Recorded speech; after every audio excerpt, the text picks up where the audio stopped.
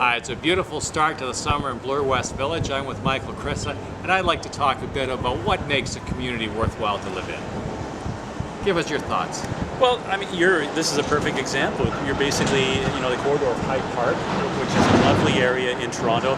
Pardon the background noise, it's kind of contradictory, but they're doing construction. But, look at the ambience here. You've got these trees that are hundreds of years old, these century-type homes, and this is something that you can't replicate. You can't reproduce this. So when you ask what makes, community, I look at something like this as opposed to a cookie cutter made in a formula type community that we see happening all across the U.S. and Canada today. In the small subdivisions, you have great prices for the house and the white picket fence. But here you have the coffee shop on the corner with the Wi-Fi, and you have the pastry shop and the bakery just down the street. And you have that infill of business and restaurants and the flavor and character of evenings. I think that's a perfect example. It's the flavor and character, because when you look at in the burbs, you need a car. You cannot move. So, the big demand is, let's be green, let's eliminate the car. How can you eliminate a car when whole subdivisions are built around the fact that you have to get into the car just to drive 10 miles to pick up your mail? And that's in the city.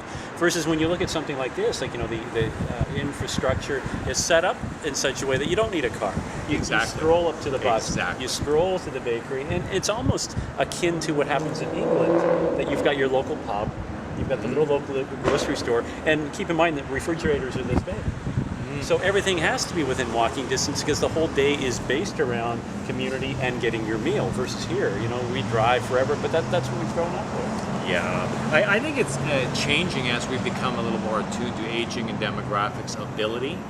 That people are going to want services that are inherently in the city. I think it's going to bring people back in to be closer. I think you're seeing it now that there's a big influx of the younger crowd that did grow up in the burbs are now coming back into the inner city, and you see this whole rejuvenation of, let's call it urban slum. What it used to be is now being modernized, and it is being turned into loft apartments, and whole areas are being reborn. And that's really exciting to see that happening in the city. And again, they don't need a car. They're relying on local transportation. So getting back to your thing, what makes, a community? The people, obviously. But I think the people, you need that glue. And the glue is the local services, which is the local shops and the merchants. That's what makes it. Excellent. Thank you very much for coming down to the city. Hey, you're welcome, dude. No, you're just stalling for time because you got my name wrong. That's okay.